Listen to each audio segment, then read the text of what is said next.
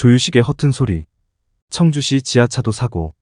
수차 신고 모두 묵살, 분통. 충북 청주에서 하천 범람에 의한 지하차도 침수 사고가 발생하여 14명이 사망했다.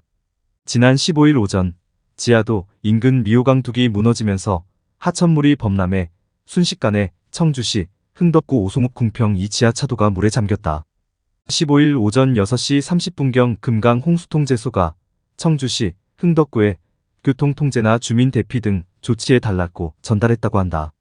7시 1분 오송 청주 2구간 도로 확장 공사 현장 단장이 112로 전화하여 미호천교 제방 붕괴 위기를 신고하고 조치를 요청했다. 현장 단장이 7시 30분경 마을 주민의 신고를 받고 출동한 소방관 2명이 현장으로 와 제방 상황을 지켜보는 가운데 침수 사고 3분 전인 7시 56분 두 번째 경찰에 전화하여 오송 지하차도 침수 우려 있으니 차량 통제해 달라고 요청했다고 한다.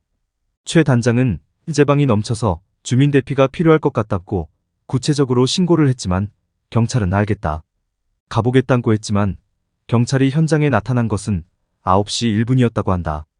충북경찰청 관계자는 사고가 난 당일 7시에서 9시 사건 관련 15건이 접수되었으며 신고 접수 후 지자체 재난안전망인 청주재난상황실에 2차례 무전 통보 후 흥덕경찰서에 재난 문자 발송을 요청했다고 했다. 확인 결과 경찰은 사고가 난 궁평2 지하차도가 아닌 궁평 1 지하차도로 출동했던 것으로 밝혀졌다.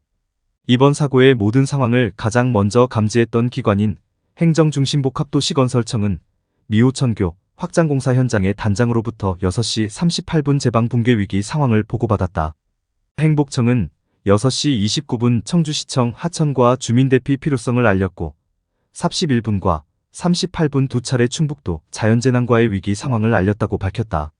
행복청은 6시 57분 다시 청주시 흥덕구청 건설과에 7시 19분 흥덕구청 도로과에 긴급전화를 돌렸다. 환경부 산하 금강홍수통제소도 6시 31분 흥덕구청에 전화하여 주민 대피 등 대책을 촉구했다고 한다. 도청, 시청, 구청에 6차례 이상 관계기관의 경고가 있었지만 흥덕구청은 안전문자 이외에 발송만 하고 현장 조치를 취하지 않았던 것이다. 유가족들은 청주시와 충북도가 도대체 뭘 했느냐, 왜 도로를 사전에 막지 않았느냐, 신고를 그렇게 받고도 경찰이 아무런 조치도 하지 않아 억울한 사고를 당한 만큼 책임을 져야 한다며 분통을 터뜨리고 있다. 유가족들은 또 3년 전 부산 초량 지하차도 침수 사고로 3명이 숨진 사고 후 정부가 재발 방지를 위한 대책과 조치를 취하겠다고 밝혔는데 달라진 것은 아무것도 없다며 정부를 질타하기도 했다. 사망자가 14명으로 늘어난 이번 참사는 제방이 무너질 것 같다, 제방이 넘칠 것 같다, 제방이 무너진다, 주민을 대피시켜야 한다, 지하차도 차량 진입 통제해야 한다는 등등의 사고 위험 상황 신고가 발생했는데도 적극적으로 대처하지 못한 공무원들의 직무유기 인재라고 본다. 공무원들의 무사안일한 사고와 미온적인 위험 대처의 결과가 14명의 생명을 앗아갔고 유가족과 전 국민에게 슬픔을 남겼다. 지난 15일 일요일 오후 경전철 봉황역과 왕릉역 구간 해반천에 폭우로 황토물이 엄청나게 불어나고 있다. 비가 계속 오면 봉황역사 밑으로 하천물이 넘칠 것 같아 주변 저지대 주민들이 불안해하고 있으니 한번 와봐 달라는 전화를 받았다. 필자가 마침 보원동 영남매일신문사에 있었기에 즉시 현장으로 갈 수 있었다. 봉황역사 인도 아래 약 1m 50 정도까지 차오른 하천물을 보다가 왕릉역 아래 봉황교를 거쳐 봉황동 유적 거리를 따라 전화동 김해우체국 앞까지 하천물 범람 위험지역이 있는지 둘러보던 중 이상한 현상을 보게 되었다. 하천물이 넘칠 우려가 있는 전화교 상류와는 달리 우체국 앞 수위는 낮았다.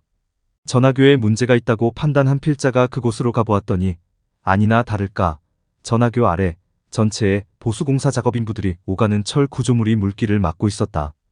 폭우로 하천 강수량 상승을 대비 철거해야 했지만 방치하여 떠내려오던 나무와 쓰레기들이 이곳에 쌓여 하천물의 흐름을 막아 상류의 하천물이 상승하여 범람 위험까지 이르게 했던 것이다.